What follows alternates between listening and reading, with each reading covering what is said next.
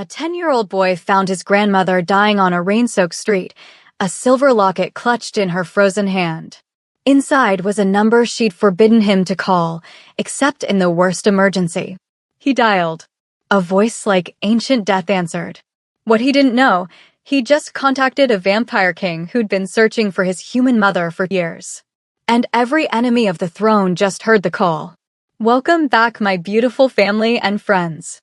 If you're hooked in and you're ready to enjoy this story, click subscribe and let me know in the comments where you're watching from, because tomorrow I'll be dropping another story just as interesting as this one, and trust me, you won't want to miss it.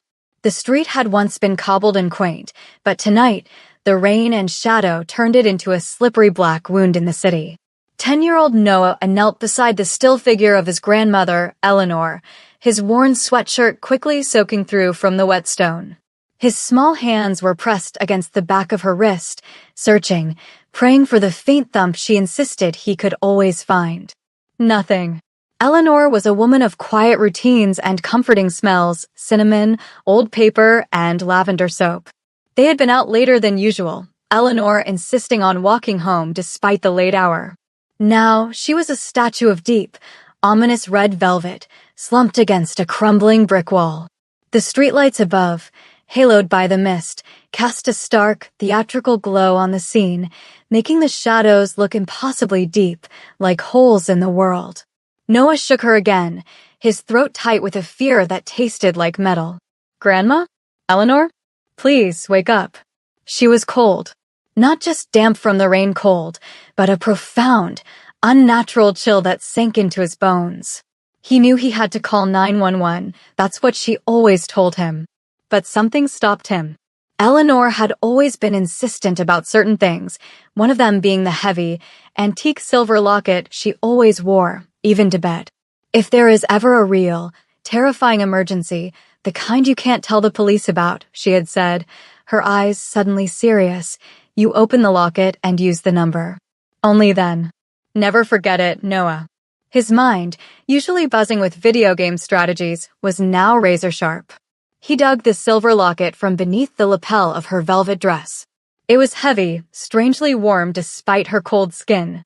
He managed to pry open the tarnished backing. Engraved beneath a faded photo was a single, unfamiliar phone number. It was the only option he had left.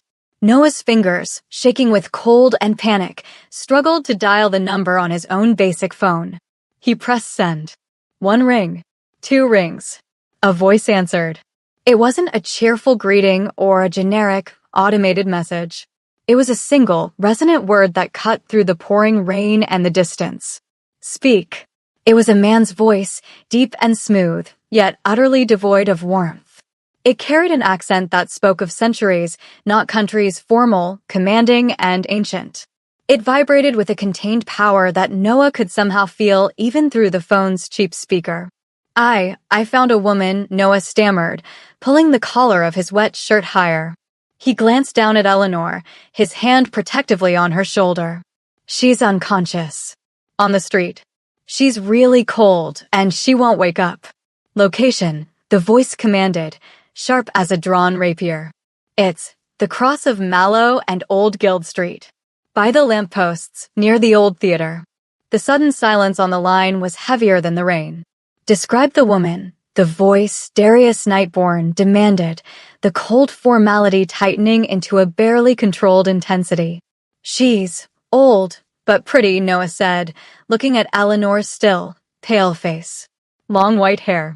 She's wearing a thick red velvet dress. The kind that looks really old, too. And she's holding onto a... Noah realized the locket was still in his hand.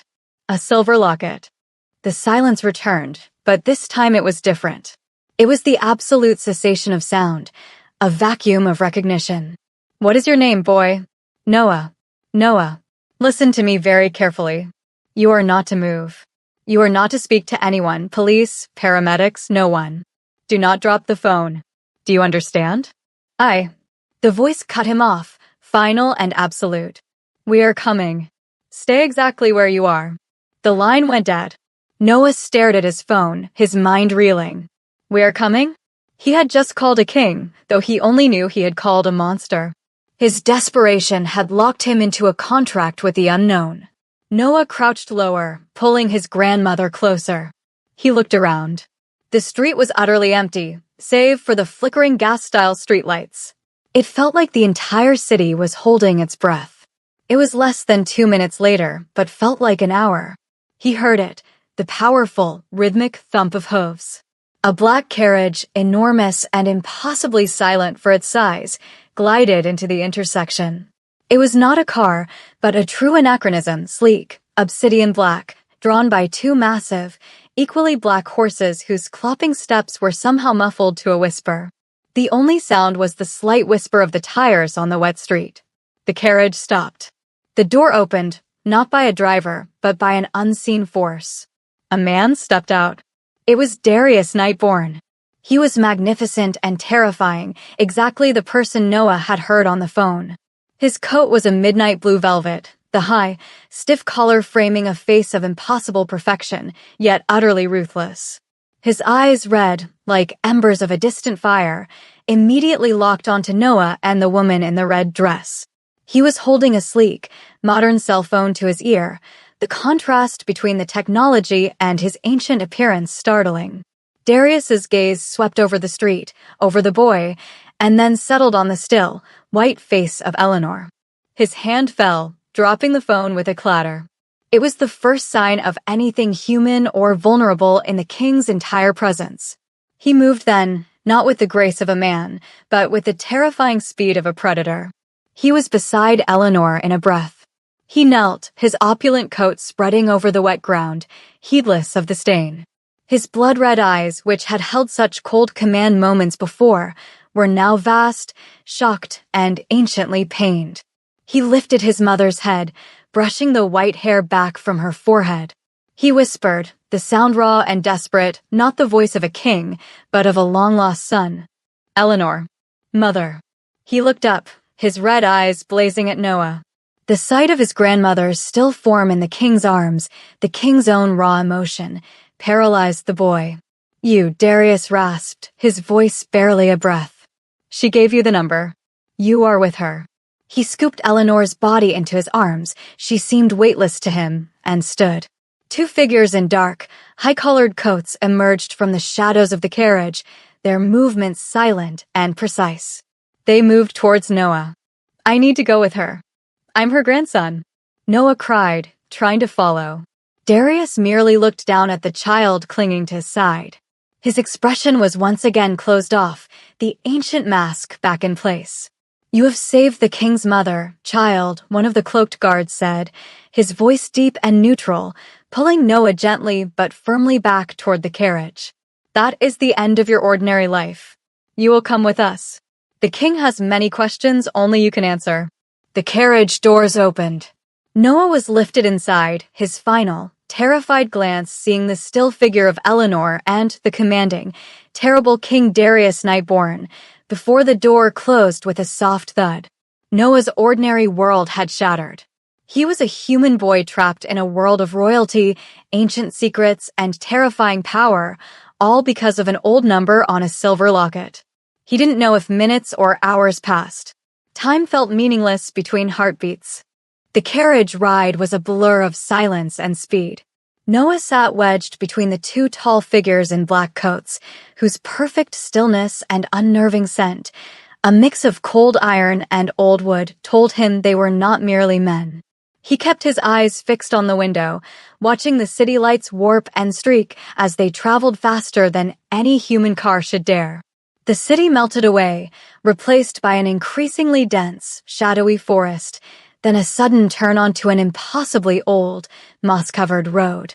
The journey ended abruptly at what looked like a derelict, soot-blackened cathedral.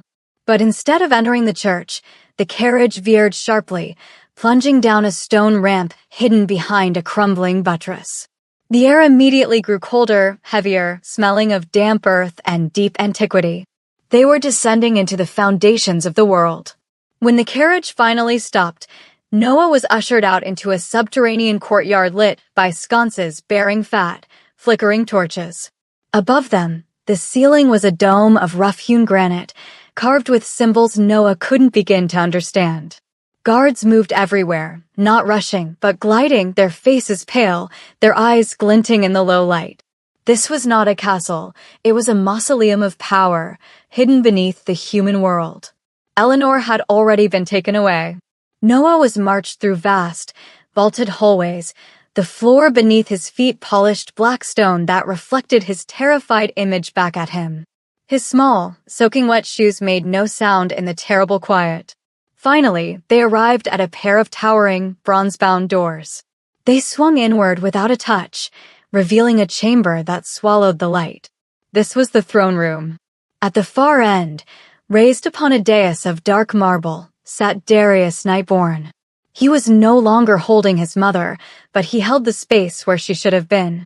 He was dressed in the heavy, elaborate fashion of a forgotten age, his coat a deep crimson that looked black in the dimness, his high collar emphasizing the razor edge of his jawline.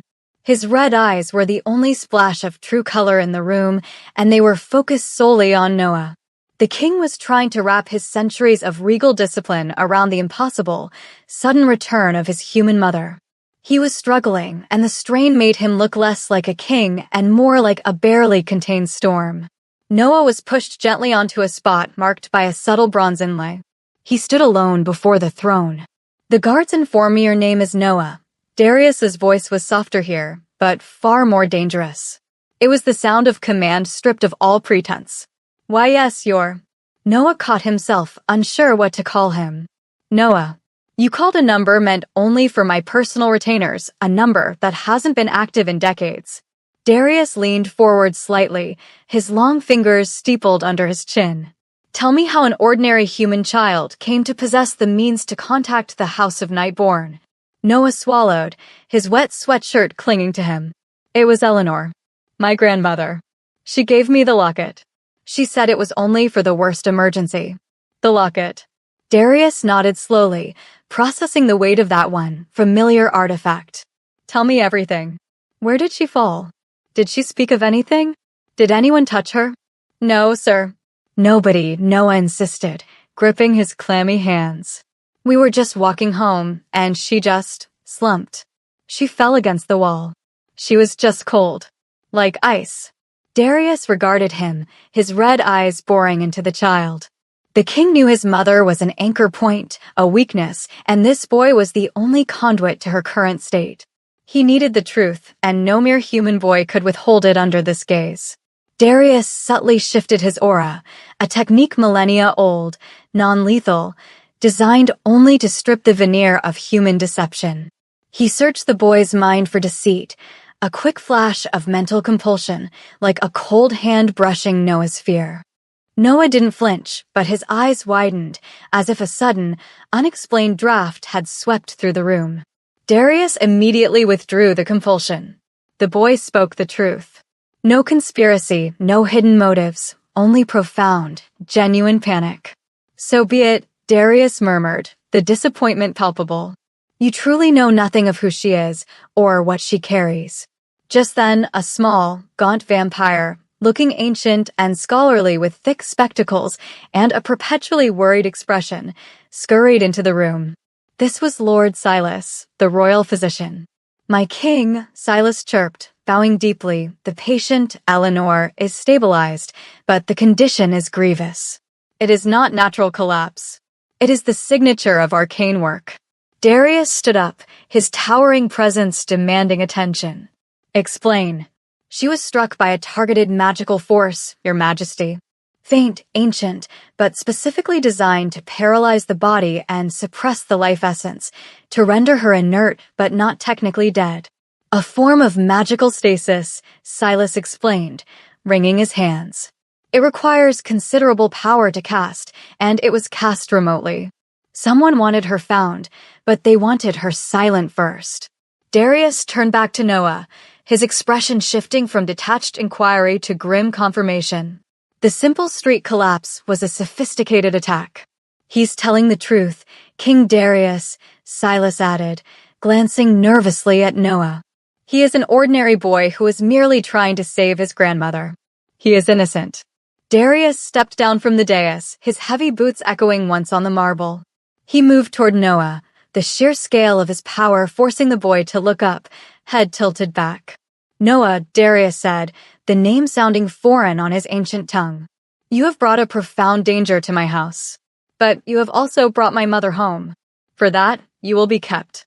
You will be kept safe, and you will answer every single question my court has. You are now the witness to a war you cannot comprehend." He didn't threaten, he merely stated fact. He put one hand, heavy and surprisingly gentle, on the boy's shoulder. "Take the child," Darius commanded the guards. "Clean him, feed him, and place him in the western tower. He is not a prisoner, but he is not to leave the castle walls. Lord Silas, inform the court we have a state of emergency. My mother has returned, and she has brought her enemies with her." Noah was led away, dizzy with fear and the impossible knowledge that his grandmother was now the center of a vampiric royal conspiracy. He had saved her life, but he had lost his own. He was trapped in the cold heart of a kingdom he never knew existed. He remembered only corridors, torchlight, and the cold hands that guided him. Noah woke to silence that pressed against his ears, not a peaceful quiet, but the heavy, velvet hush of a tomb. The room was immense, lit not by windows, but by silver candelabras, their flames dancing without visible breeze. His clothes had been replaced with soft, warm fabrics, a terrible, expensive mockery of pajamas, and his wet shoes were gone. He sat up in the colossal canopy bed, realizing he was utterly alone, yet profoundly watched. He wasn't chained, and no lock was visible on the heavy, carved oak door. He was simply where they wanted him. He was not a guest. The chilling reality of the previous night confirmed he wasn't a prisoner either. He was a witness, a piece of evidence too precious to discard and too dangerous to set free. He was the only live connection to the collapse of Eleanor and the sudden, violent intrusion into Darius Nightborn's ancient life. A slight, almost inaudible scraping sound drew his attention. He saw him then, Lord Cale. The guard stood by a massive stone fireplace, cloaked in black, his posture ramrod straight. Cale was one of the silent figures who had driven the carriage. His face, when he finally turned slightly, was angular, beautiful, and utterly devoid of expression. His eyes, the metallic silver Noah had barely glimpsed in the rain, were fixed on the distance, yet no one knew they saw everything. Cale was terrifying not because he was big, but because he was so completely still, like a hunting mechanism waiting for a trigger. "You may have some food," Cale said, his voice a low, gravelly baritone that seemed to come from his chest, not his mouth. He gestured to a silver tray laden with pastries and fresh juice. "The king requires you to maintain your strength." Noah stared at the food, his appetite vanished. "Where is my grandmother?" "In the infirmary, under the care of Lord Silas," Cale replied, never looking directly at the boy. "She is stable. Can I see her?" "The king has not permitted it." Noah knew he wouldn't get anywhere by asking. He ate a small piece of bread just to have something to do, his mind racing. He had to see Eleanor. He had to make sure the silent, terrible king wasn't just lying to keep him compliant. He waited. He waited until Cale, who seemed incapable of moving, finally blinked, a momentary lapse in his predatory focus. It was all the chance Noah needed. He darted for the large, tapestried wall opposite the fireplace. Cale reacted instantly, a swift blur of motion, but Noah was already pressing on a small, disguised knot in the tapestry. A seam of the stone wall whispered open. Noah scrambled through the narrow, dark gap and slammed his shoulder against the stone behind him, just as Cale reached the doorway. The passage was pitch black, smelling of dust and damp stone. Noah didn't hesitate, running headlong into the darkness. He ran for what felt like hours through the hidden arteries of the castle, relying on instinct and the occasional spill of torchlight from a distant main corridor. Eventually, the scent changed, the cold stone mixed with medicinal herbs and an almost floral sweetness. He was close. He pushed open a heavy velvet curtain and found himself in a high-arched room filled with medical equipment Noah couldn't name. There she was. Eleanor lay in a bed that looked too big for her, serene and pale, tubes and silver wire connected to her wrist. But someone else was there. Darius Nightborn stood beside the bed, still in his formal attire, utterly motionless. His back was to Noah, but the tension radiating off the king was enough to stop the boy mid-breath. This was not the cold monarch of the throne room. This was a man standing vigil, a man struggling with a wound centuries old. His hands were clasped behind his back, his shoulders rigid. Darius didn't turn around, but he knew Noah was there. "Lord Kale is quite agitated," he said, his voice flat. "It appears my mother has a grandson who inherited her mischievous spirit." Noah cautiously approached the bed, ignoring the king for the moment. Eleanor looked peaceful yet fragile. He reached out and touched her hand. It was still impossibly cold. "Is she going to die?" Noah whispered, looking at Darius. Darius finally turned, his face unreadable. "Silas assures me the magic is only a deep slumber. But the longer she remains so, the greater the danger. Her life force is intact, but suppressed. They are waiting for her to wake." "Who is waiting?" Darius ignored the question. He stepped closer to Noah, his red eyes focused with chilling intensity. "When you found her, before she fell unconscious, did she say anything? Anything at all? A warning, a name, a word you didn't understand?" Noah racked his brain, recalling the terrible moments just before the collapse. The chill. The fall.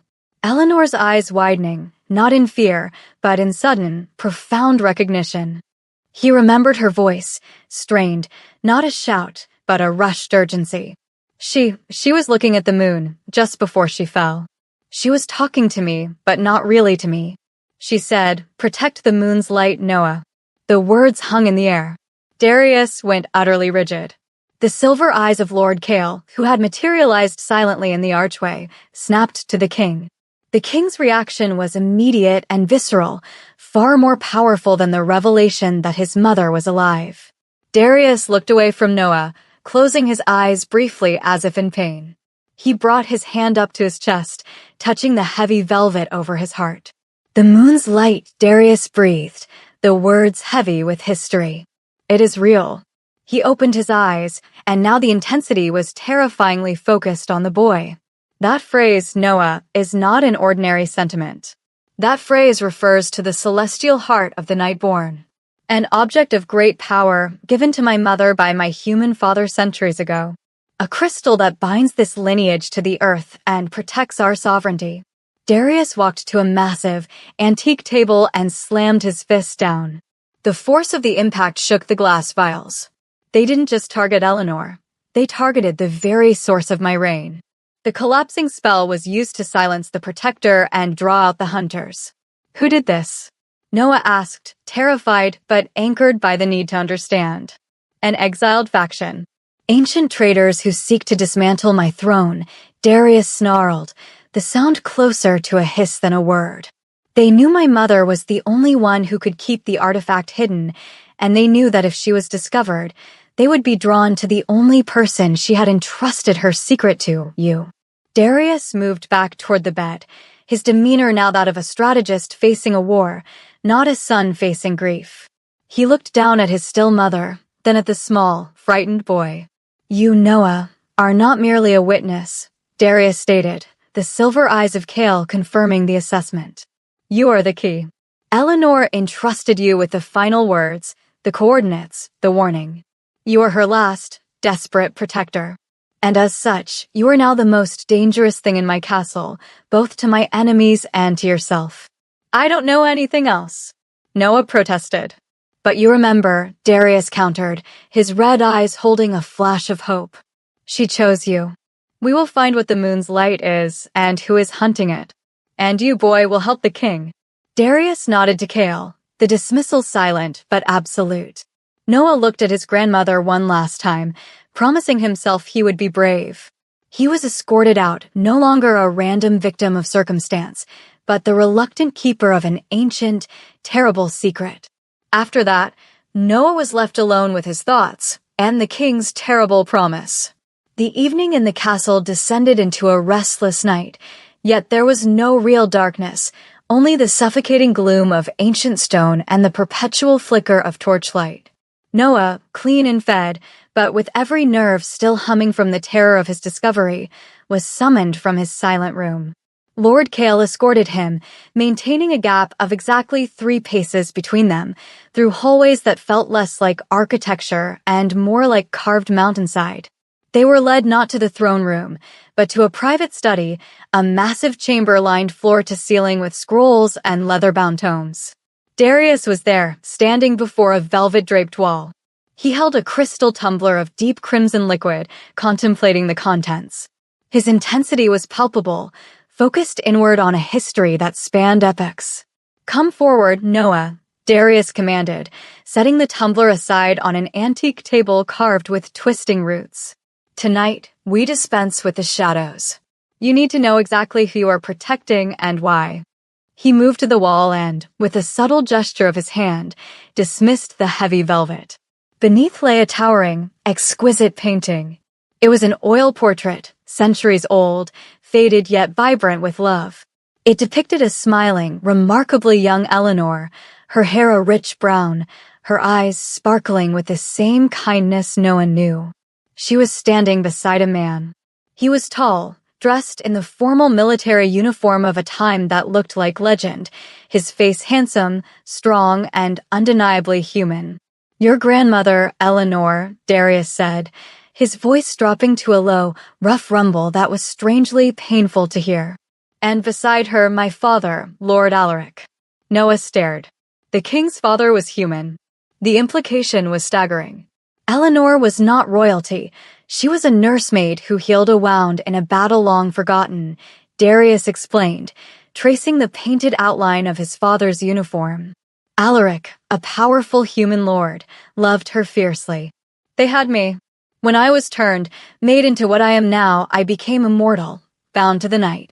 But she remained human, bound to the sun and time.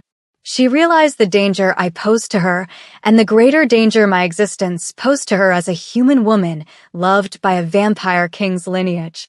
Darius turned, his red eyes burning with a memory of deep anguish. She left. She left to protect her life, her sanity, and the future of her human line. I let her go, believing it was an act of profound mercy. I was a newborn king. I thought I could survive the loss. He paused, then gestured back to the painting. Before she left, Alaric gifted her something, the celestial heart, what she called the moon's light. It was meant as a token of protection, a bond that would ensure her safety from any enemy of the Nightborn.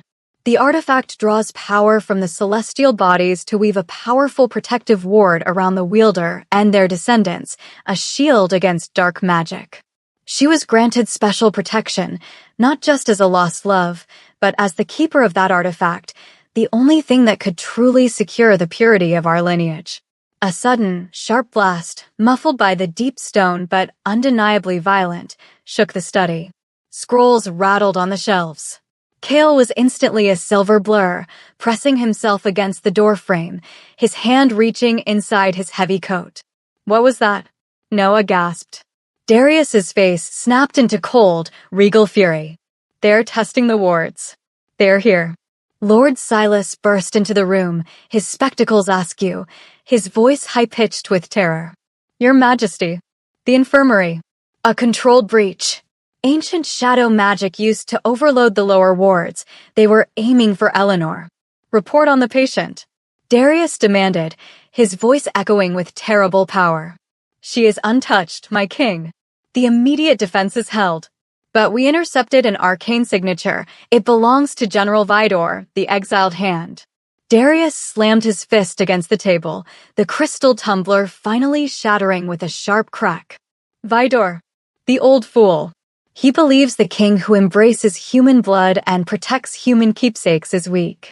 He seeks the celestial heart, believing its power should belong to the pure-blood elders." The revelation crystallized the situation for Noah. Vidor wanted the artifact, and Eleanor was the key, the keeper. Darius stared down at the trembling boy. His previous emotional detachment vanished, replaced by a ruthless, protective assessment. Vidor's methods are deliberate. He knows Eleanor is inert, Darius explained, circling Noah like a predator. He knows the artifact is hidden, but he does not know where. The collapsing spell was meant to silence her, ensuring she couldn't warn me, but it also forced her closest contact, you, to call the number. You're the link, Noah. Eleanor would have encoded the location in something only a child would keep, something human, something innocuous. Vidor's attack tonight was not meant to kill Eleanor. It was meant to watch me, to see who I protected and who I trusted to find the missing piece. He thinks you're going to use me, Noah whispered, finally understanding his own terrible importance. Precisely, Darius confirmed. He believes I will send you out, the expendable human, to retrieve the clue and then track you back to the artifact's hiding place. You're his bait, not mine. Darius stared down at the small boy, the unwitting target of an ancient vampire coup. In that moment, the king made a terrible decision. We will not allow them to dictate the war, Darius stated, his red eyes gleaming. We will use their assumption against them. You will stay under my direct guard. You will remember every rhyme, every secret hiding place, every peculiar story your grandmother ever told you. And you will tell me. Because, Noah, the moon's light does not just protect the nightborn, it protects Eleanor. And you and I are the only ones who can save her now. The king offered no comfort, only the stark, chilling reality of a shared, necessary fight. Noah had been assigned his role. The helpless human boy was now a critical cog in a war for a vampire throne. He had no choice but to accept the terrifying partnership. The escalating threat of General Vidor's faction forced Darius to act with swift, decisive caution. The private chambers of the king, deep in the oldest, most magically warded core of the fortress, were the only place impervious to the kind of ancient arcana Vidor was employing. Before the false dawn of the second night, Eleanor was moved from the infirmary, carried by Darius himself with a gentleness that seemed impossible for a creature of such immense, cold power. Noah was ushered into the same suite. The king's personal sanctuary was stark and powerful, dark wood, heavy tapestries, and defenses woven into the very stone. Lord Kale and 3 other silent, cloaked vampires were stationed outside the massive, silver-inlaid doors, their commitment to the king absolute. Inside, Noah watched Darius supervise the placement of Eleanor's bed near a massive fireplace, the king's movements strangely protective, almost tender. The atmosphere in the room was crushing. Noah, sitting on a low velvet bench near the fire, couldn't shake the terrifying reality of their situation. He glanced at the immobile form of his grandmother, then up at the towering king, and the fear finally crystallized into a desperate question. Are you going to let her die? Darius, who had been instructing his physician, Lord Silas, on the calibration of a small, shimmering protective ward around Eleanor's bed, stopped completely. He turned slowly, his crimson eyes locking onto the boy. The question was raw and unforgivable, striking right at the heart of the king's centuries-old failure. Eleanor is mortal, child, Darius said, his voice flat and edged with iron. Mortality is a vulnerability I cannot conquer. Her human life eventually will end. Noah's face crumpled. No, I mean now. They hit her with magic. If they keep trying, if you don't fight them, she's going to die, and it will be because you brought her here. Darius walked toward the boy, stopping just short of crowding him, the air between them suddenly thick with unreleased tension. His regal mask was fractured, revealing the weary, angry man beneath.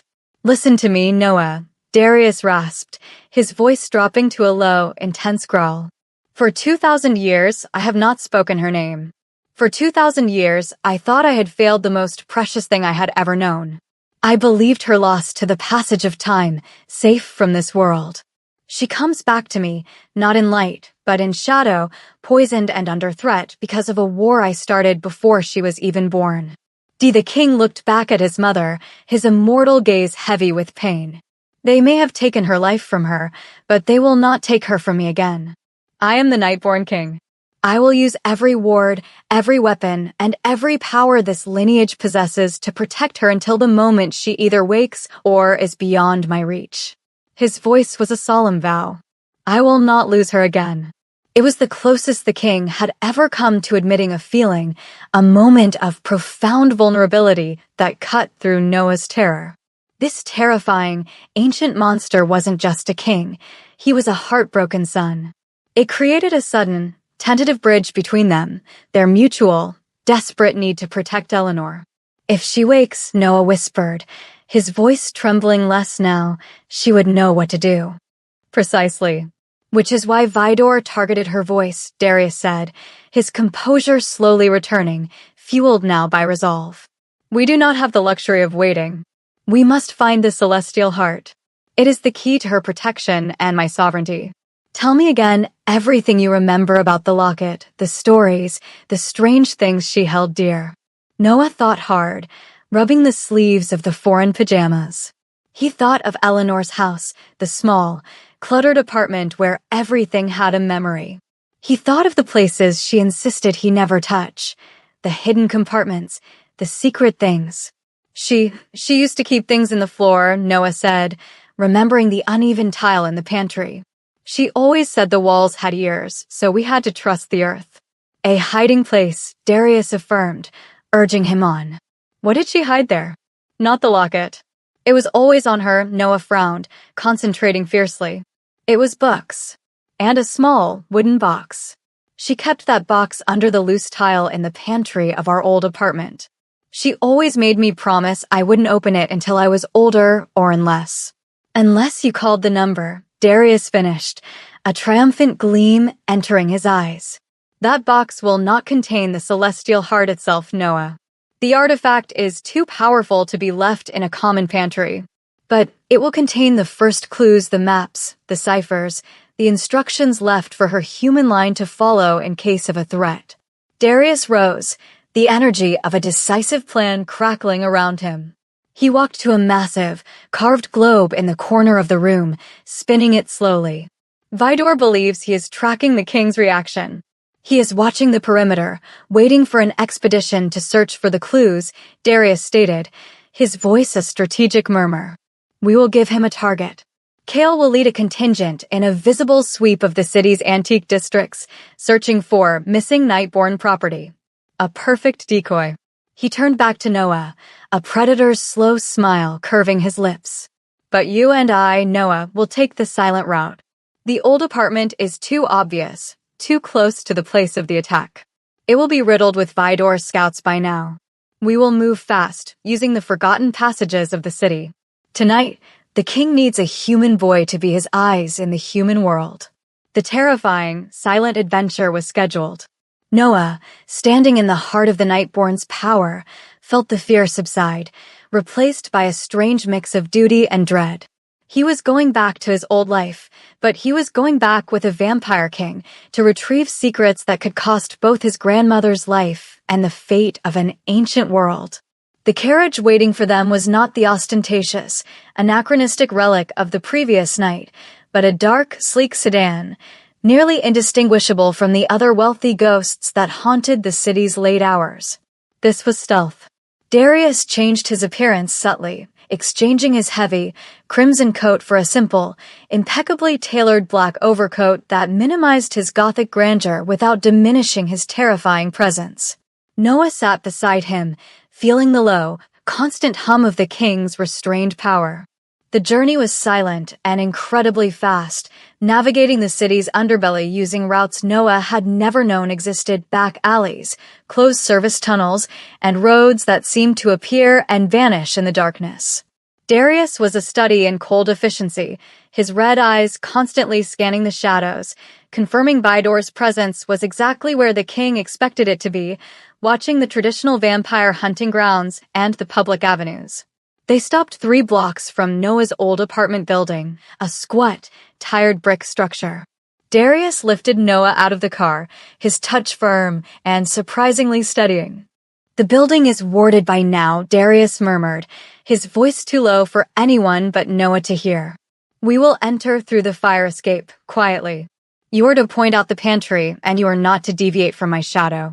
Your function is silence, speed, and memory. The king moved with impossible grace, scaling the fire escape like a shadow ascending a wall. Noah scrambled behind him, fear lending him unexpected agility. They slipped through the unlocked kitchen window, a detail Eleanor had always insisted was a failsafe, and landed softly on the warped linoleum floor. The apartment smelled stale, of dust and absence. Noah quickly located the small, narrow pantry. He dropped to his knees, ignoring the dirt, and pried at the loose tile. His fingers found the familiar edge, and the square of tile lifted with a groan of displaced dust. Beneath it was exactly what he remembered, a small, dark wooden box, unassuming and ordinary. Darius took the box, his hand dwarfing the artifact. It wasn't locked. Inside, there was no gleaming crystal or ancient map, but a single, worn children's book, The Children of the Sun and Moon. This is it. Darius sounded impatient. A nursery rhyme? It was her favorite, Noah said, quietly. She read it to me every night. She always said the true story was between the lines. Darius opened the book, his long fingers carefully turning the pages. The stories were simple allegories of light and shadow, night and day. But Darius's eyes, trained to centuries of arcane symbols and hidden languages, saw what Noah couldn't. There is a cipher, Darius stated, running a finger over a small, almost invisible marking pressed into the page beside the sun's drawing. It points to a location, a nexus of time. He flipped to the final page, reading a cryptic inscription, where the moon's hand points to the 10th hour in the deepest night. The astronomical clock, Noah instantly recalled. Downtown, in the center of the old square. It has a moon phase indicator. Excellent, Noah, Darius said, a flicker of approval in his red eyes. That is the next stage. We move. They moved to the window, ready to retreat, but the moment Darius touched the sill, a loud, grating sound from the street below shattered the silence. Too late, Darius snarled, pushing Noah back behind the kitchen island. Vidor's sweep was not a decoy, it was a distraction for the perimeter. They knew this was the first logical step. The door to the apartment burst inward with violent force. 3 cloaked figures, lieutenants of Vidor, stormed the living room, their movements sharp, trained, and radiating a low, malevolent magic. The king's pet and the boy, one of them sneered, catching sight of Darius and Noah. A simple collection. Darius did not speak. He was an explosion of power. One moment he was standing, the next he was a whirlwind of black coat and lethal speed. The ensuing fight was brutal, fast, and terrifying. Darius did not use a sword or gun. His hands were the weapons, moving with a blur of ancient, martial precision. The sound of bone cracking and bodies hitting walls was sickeningly loud. Noah crouched, utterly paralyzed, watching the terrible beauty of the king fighting for his life and his mother's secret. One of the lieutenants, a squat vampire with unnaturally wide shoulders, was knocked across the room, slamming into the wall. He scrambled to his feet, pulling a dagger that glinted faintly with an enchanted silver alloy, a blade that could severely wound a vampire. Seeing the opening, he lunged not at Darius, but directly at the small, hiding boy. Noah screamed, scrambling backward on the dusty floor. Darius reacted with an impossible speed. He intercepted the attack, placing himself between the silver blade and Noah. The blade grazed his forearm, a thin, smoking line of dark blood appeared, but Darius didn't falter. He met the vampire's ferocity with a terrifying, enraged howl. A final, vicious blow sent the lieutenant crashing through the kitchen window and down the fire escape with a guttural scream. The other 2 were already neutralized, crumpled, and unconscious. Darius stood over Noah, his chest heaving, his immaculate coat slightly torn, the black fabric staining crimson where the silver had touched him. He looked down at the boy, who was trembling uncontrollably. "Do you see now, Noah?" Darius's voice was low, strained with pain and fury. "Vidor is not interested in fair play. You are a means to an end. They will use your innocence and your humanity against me." But the terror in Noah's eyes was mixed with something else, awe. He had just witnessed a king risk his immortal life, taking a serious wound from a lethal weapon to protect a small, expendable human boy. Darius had defended him with a ferocity that was paternal and terrifying all at once. Are you hurt?" Noah whispered, pointing at the silver wound. Darius glanced at the smoking cut, dismissing the pain with a flick of his hand. A scratch. It slows, but does not stop. We have wasted enough time. Vidor knows we have the book. He will anticipate the clock. We must go. He scooped up the book and, without another word, pulled Noah back out onto the fire escape. The bond forged in the silent terror of the carriage had been cemented in the shared violence of the ambush. Noah no longer merely feared Darius, he respected him. He knew the king, for all his terrifying power, was fighting for the same human heart. The astronomical clock stood in the silent, empty square, a majestic sentinel of brass and darkened bronze, its complex face gleaming faintly under the distant streetlights.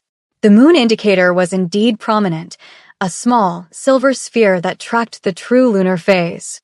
The moon's hand points to the 10th hour in the deepest night, Darius murmured, repeating the cipher from the storybook as he examined the clock's mechanism. The deepest night was clearly midnight. The 10th hour was the target.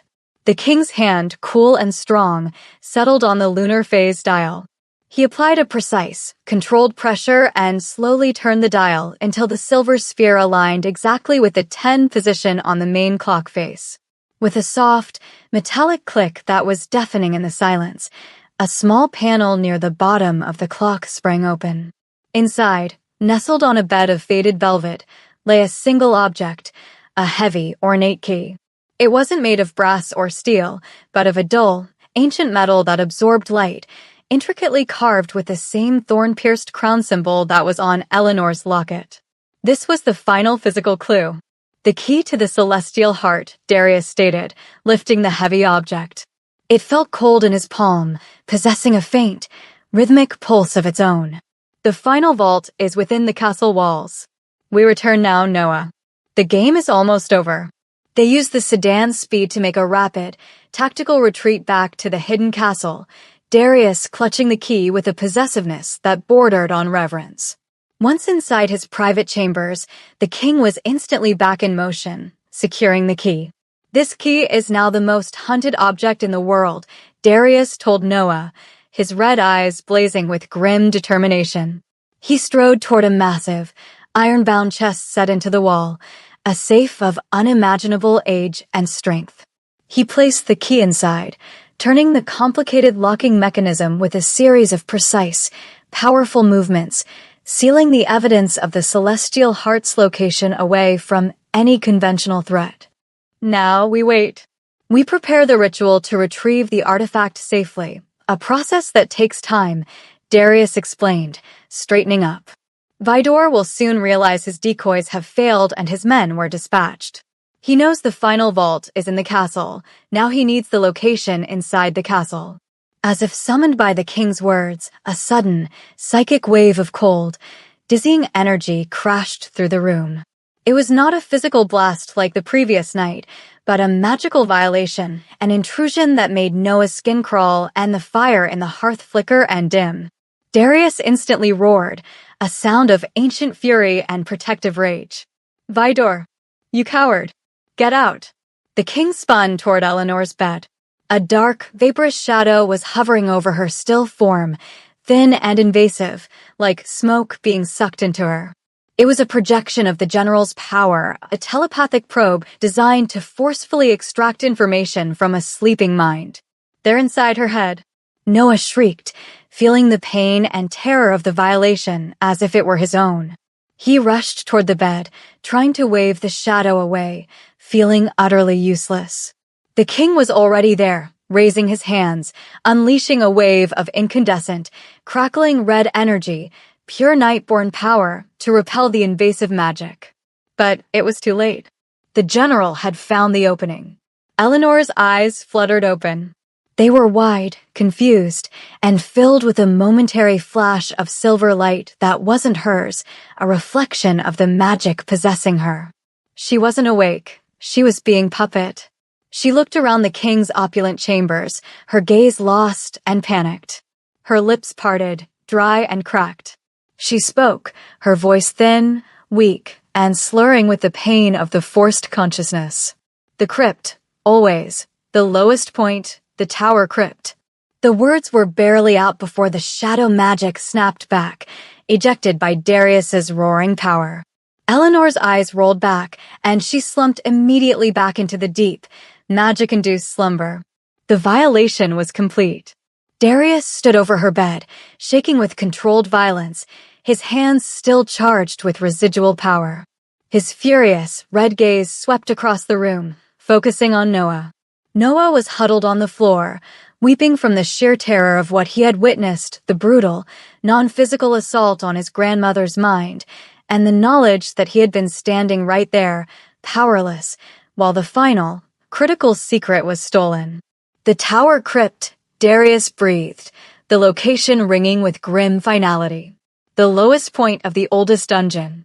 The vault is there. And now, thanks to Vidor's cowardice, he knows it too. The king walked back to the massive iron-bound chest, slamming his hand against the cold metal where the key lay protected. His fury was cold and absolute, directed equally at the enemy's audacity and at his own brief failure to ward his mother completely. He forced the location from her, Darius stated, his voice flat with menace. He violated her mind, seeking the single piece of information we risked our lives for. The key is safe, but the location is out.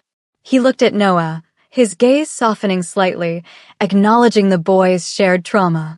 You witnessed an act of war, child. A truly despicable one.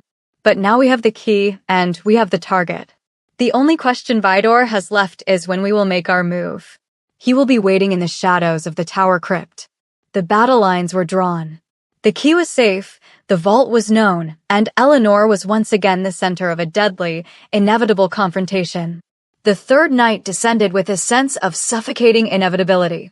Darius had been meticulously reviewing the ancient schematics of the tower crypt, preparing the ritual and the defenses for the inevitable confrontation. Noah, sitting quietly near Eleanor's bed, watched the king, a figure of intense focus and barely restrained dread. They both knew General Vidor wouldn't wait long after successfully probing Eleanor's mind. The attack, when it came, was not a blast of raw magic or a frontal assault. It was a cold, precise infiltration that bypassed the outer magical wards entirely. A high, metallic scream echoed through the ancient stones, the sound of the inner, non-magical mechanical defenses failing. Alarms, designed to alert the ancient Nightborn court to mundane physical threats, rang out, shrill and desperate. Darius's head snapped up, his eyes blazing. Impossible. Vidor would not risk a public breach of the physical barrier. It would invite human notice. He was on his feet instantly, moving with deadly calm towards the door where Lord Kale stood sentinel. Report, Kale, Darius commanded. Lord Kale turned, and for the first time, the stoic mask that had defined him was gone. His metallic silver eyes held a triumphant, cold glare. He didn't bow. He didn't even flinch. The defenses are breached, my king, Kale said, his gravelly voice now laced with contemptuous satisfaction. The general is inside. Before Darius could react, before the king's superior speed could engage, Kale moved. Not to attack Darius, but toward the wall where the iron-bound chest was embedded. Kale was a specialist, trained not just in guard duty, but in arcane security. He didn't try to break the ancient lock. He knew the subtle magical frequency of Darius's latest defensive ward, a secret known only to the king's inner, most trusted circle. Kale placed his hand flat against the safe, his silver eyes glowing faintly. There was a low thrum of displaced energy, a faint scent of sulfur, and then, with a heavy, final clunk, the intricate locking mechanism released. Lord Kale, the terrifyingly loyal guard, was Vidor's spy. Darius roared, a sound that shook the chamber and rattled the vials on the nearby table. Traitor! After 2 centuries of service. Loyalty is to the lineage, not to the king who kneels to a human shadow, Kale sneered, pulling the safe door open. He reached inside, his fingers closing around the cold, ancient metal of the ornate key. Vidor will restore the true, uncorrupted Nightborn rule. Your mother's presence is the final proof of your failure, Darius. With the key secure, Kale didn't linger. He vanished through the massive door, his movements a blurring shadow. He was heading for the location Eleanor had been forced to reveal, the Tower Crypt. "Noah, stay with Eleanor," Darius commanded, already halfway to the door. But Noah, galvanized by the sickening sight of the betrayal and the sound of his grandmother's forced words, surged forward. He knew the castle's secret passages. He knew the fastest way. "No, I know a shortcut.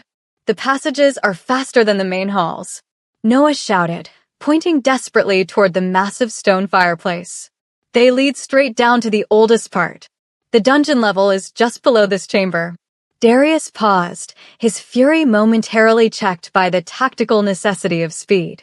He stared at the child, realizing Noah's intimate knowledge of the structure, learned through years of hiding and play, was suddenly their greatest advantage. "Show me," Darius commanded, his voice tight with lethal intent. Noah didn't hesitate. He scrambled to the far corner of the fireplace, his small fingers finding the disguised seam in the stone. He pulled, and a narrow slab of rock slid inward with a grinding sound of stone against stone, revealing a vertical shaft and a precarious set of winding stairs descending into absolute darkness.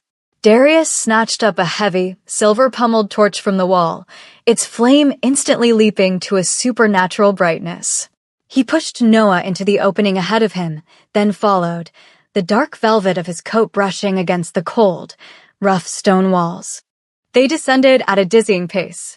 Noah scrambled down the uneven steps, navigating the hidden passage by memory, his small body leading the way. Behind him, Darius was a constant, powerful presence, his red eyes narrowed, his anger simmering. The sound of Cale's betrayal and the king's low, grinding fury seemed to amplify in the confined space. The Tower Crypt is the oldest dungeon, a place of containment and oblivion, Darius explained, his voice echoing off the stone.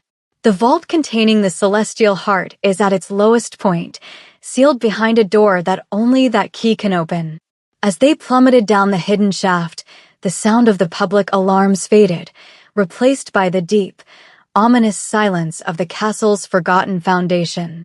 They were leaving the modern world behind, heading toward a confrontation in the primordial darkness.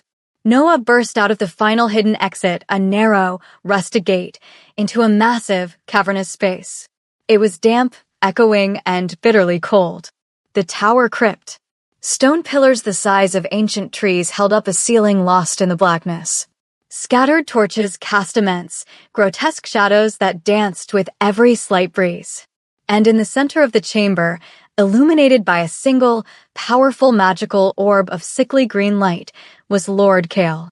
He stood before an enormous, arched door made of obsidian, bound by iron bands inscribed with seals that looked thousands of years old. The door to the final vault. Cale had the key raised, about to insert it into the lock. Darius surged forward, dragging Noah into the shadow of a pillar. "Stop." Cale turned, a cruel smile stretching his perfect lips. "Too late, my king. The new dawn begins now. And the throne belongs to the Nightborn, not to a human child's favorite king." The final confrontation had begun in the coldest, deepest heart of the castle. Darius Nightborn, his last reserve of control broken by betrayal, and Noah, the terrified human boy, were face to face with the man who would steal their future. The Tower Crypt was vast and bone-chillingly cold, a sprawling circular chamber that felt like the bottom of the world. It was the original foundation of the castle, a place where the air itself was heavy with sorrow and forgotten magic. The only illumination came from Cale's sickly green magical orb and the single, burning torch Darius held. The shadows were enormous, distorted, and seemed to hold their breath. In the center of the chamber, before the colossal obsidian vault door, Lord Cale stood with grim purpose. He had retrieved the key from the king's safe and was now pressing it into the intricate lock. "Stop, traitor." Darius's voice was a whipcrack of pure, unfettered fury. He stepped out from the shadow of the pillar, pushing Noah firmly behind him. "You break 2,000 years of Nightborn law for the whispers of a lunatic." Cale turned, the ornate key half-inserted, his silver eyes fixed on the king with contempt. "I serve the integrity of the lineage, Darius. Not a king weakened by human affection. You let your human mother live, You let the human boy remain, and you jeopardize the single artifact that grants us sovereignty. Vidor will ensure this family tree grows in the darkness, unburdened by your sentiment." Kale completed the turn of the key. With a sound like the grinding of tectonic plates, the massive, millennia-old seals on the obsidian door shattered, and the vault of the celestial heart began to slowly swing inward. "We will settle your misguided loyalty after I secure the artifact." Darius roared, lunging forward with impossible speed, his cloak swirling out like bat wings. The battle was instantaneous and brutal. Kale was a master fighter, an ancient vampire whose discipline and focus were terrifying. He met the king's attack not with a sword, but with a series of powerful, focused bursts of shadow magic, forcing Darius to weave and deflect. The clash of energies, Darius's incandescent red power versus Kale's cold, shadowy manipulation, sent waves of force crashing against the stone pillars. Kale fought defensively, buying time.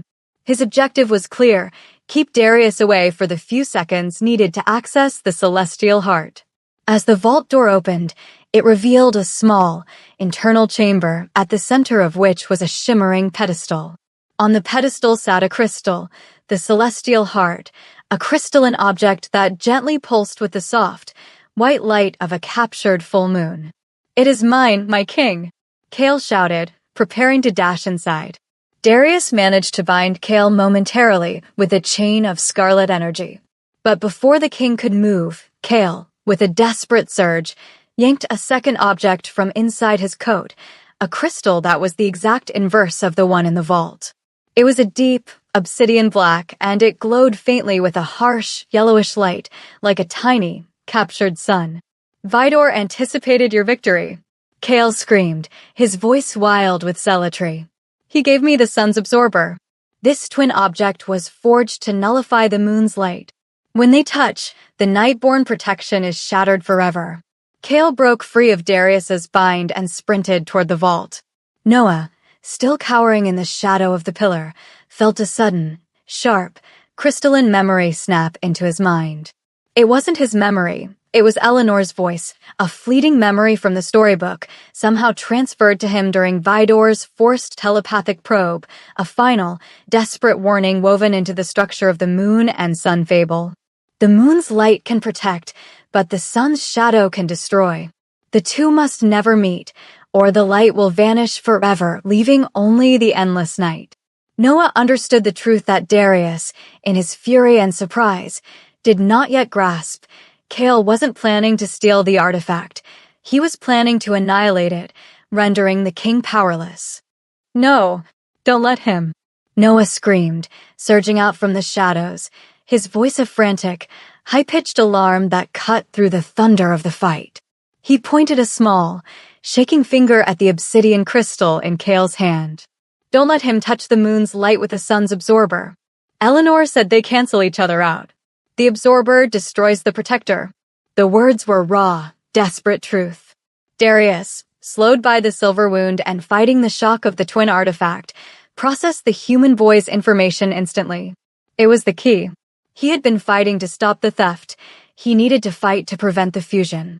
His entire strategy shifted. He ceased the attack on Kale and instead focused his power on the environment. With a powerful surge of pure Nightborn command, Darius focused the scarlet energy, not at Kale, but at the enormous stone pillar directly behind the traitor. The ancient stone cracked and groaned. The pillar, weakened by centuries and the preceding magical assaults, buckled. Kale, just inches from the pedestal, heard the terrible sound of the collapsing support structure. He glanced up, his eyes widening in alarm, his instinct forcing him to freeze and shift his weight to maintain balance as the crypt threatened to fall. That moment of hesitation, the natural, life-preserving reaction Darius knew Kale couldn't suppress, was all the king needed. Darius launched himself forward, not for Kale, but for the traitor's hand. He seized the wrist holding the black crystal and twisted with brutal, immortal strength. The sun's absorber flew from Kale's grasp, skittering across the stone floor away from the vault. Kale screamed, a raw sound of foiled fanaticism. Before he could recover, Darius landed a devastating blow, not with power, but with precision, to the base of Kale's neck. The vampire crumpled, lifeless and defeated. Darius stood panting over the fallen traitor, the torchlight flickering across the open vault. The celestial heart still pulsed with its soft, protective lunar glow. The king turned, his red eyes settling on the small, trembling boy who had just saved his sovereignty with a simple, remembered story. "You have saved the lineage, Noah," Darius said, the words heavy with genuine, stunned respect. He walked into the vault and secured the moon's light, placing the sacred artifact inside his coat, close to his heart. The threat was neutralized. The artifact was secured.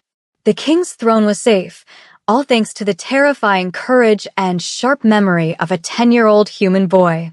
When the dust settled, the castle slept for the first time in centuries. 3 days had passed since the terrifying confrontation in the Tower Crypt. The immense stone castle, usually a place of quiet, gothic dread, now hummed with a subdued victory. General Vidor and the traitor Kale were dealt with, the threat neutralized, and the celestial heart, the moon's light, was safely secured in a new, undisclosed location, radiating a low, stabilizing pulse of energy throughout the ancient fortress. In the king's private chamber, the sun, which had been a distant enemy, now filtered weakly through the thick glass of the window, bathing the room in a gentle, hazy light. Eleanor was awake. The immediate danger had passed the moment the celestial artifact was secured. Lord Silas confirmed that the dark, stasis-inducing magic had lifted, allowing her body's natural functions to slowly return. She was still weak, pale, and deeply confused about the last few days, but she was smiling, a thin, genuine smile that brought warmth back into the cold room. Noah sat quietly by her bedside, holding her frail, warm hand. The wild terror and paralyzing fear he had carried since finding her on the wet street were gone, replaced by a quiet thoughtfulness and a surprising, almost adult gravity. He was no longer just a 10-year-old boy. He was the primary witness to a royal coup, the keeper of a critical memory, and a key figure in the survival of the Nightborn line. He had faced down the shadows and won. Eleanor squeezed his hand weakly. "My brave boy," she murmured, her voice raspy. "You called the number. You knew." "You told me to," Noah whispered back, a faint smile touching his lips. "You told me in an emergency, the locket was the only thing to trust." A shadow fell across the room, not a dark one, but the imposing figure of Darius Nightborn. The king approached the bedside, his movements now slow and measured, devoid of the battlefield tension that had defined him for days. He was dressed simply, the heavy, formal coat replaced by a dark, soft velvet tunic, the casual attire of an immortal lord. Darius looked at Eleanor, and in his red eyes, the raw, ancient pain had softened into profound relief. He was reunited, finally and truly, with the one human who knew his oldest self. "The physician says you will be well, mother," Darius said, his voice low and reverent. Eleanor's gaze shifted to her son, taking in his exhaustion and the dark shadows beneath his eyes, and then to the human boy who had suffered the ordeal to save her. "Noah saved me," she stated simply, her eyes locking onto Darius. "He risked everything. He answered your call." Darius nodded, turning fully to Noah. He was no longer the raging king of the crypt, but a king extending an impossible offer. From an inner pocket, Darius produced a small object. It was a dagger, not one meant for battle, but one of exquisite, ornate craftsmanship. The handle was carved from polished obsidian, and the guard was shaped like 2 crescent moons, intertwining. It was a formal, traditional symbol of the Nightborn house. Darius knelt, bringing his eyes level with the boy's. "Noah," Darius began, his voice deep and sincere. "You faced betrayal, ancient magic, and the threat of eternal night.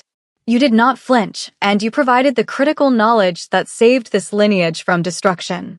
You are not human in the way we measure power, but you possess the greatest strength of all, loyalty and courage. Kale saw you as bait.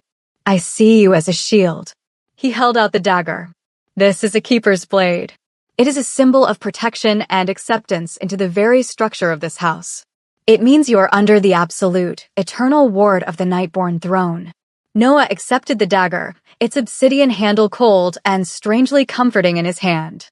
He looked up at the king, the full weight of Darius's words pressing down on him. You saved the lineage, Darius affirmed, a rare, powerful emotion crossing his face. You are my mother's protector. You are family now. The word family resonated through the chamber, shattering the silence of centuries. Noah looked from the dagger to the king, and then back to Eleanor, who was watching him with loving eyes. His home was destroyed, his life exposed, and the world he knew was gone. But here, in the heart of the shadow, he was needed. He had a purpose that transcended rent and school and normal life. I want to stay, Noah said, his voice firming with newfound resolve. I want to stay with Eleanor. And I want to learn how to keep the shadows out. Darius nodded slowly, a trace of approval in his gaze. Then so it shall be. You will have tutors, not just in history and language, but in self-defense, arcane symbols, and the politics of our court. You will be safe, protected, and prepared. You will be raised as the human link of this house. Hours later, the sun was higher, casting long, gilded beams across the stone courtyard. The weather had cleared entirely. The sky was a deep, impossible blue. Darius and Noah stood on a secluded balcony, looking out over the misty, forest-covered mountains that hid the ancient fortress. Darius had shed all vestiges of the formal king, standing beside Noah as a mentor. The contrast between the immortal vampire, millennia old and supremely powerful, and the small, determined human boy could not have been greater, yet they were bound by the unconscious woman resting inside. Welcome to the new dawn, Noah, Darius said softly, watching the light spread. Noah looked at his dagger, then back at the king. He knew his life would never be simple, never be easy, but here, in the cold, strange shadows of the Nightborn castle, he had found something he never knew he needed, a place to belong, a reason to be brave, and the impossible. Fierce protection of an ancient king. His story was just beginning.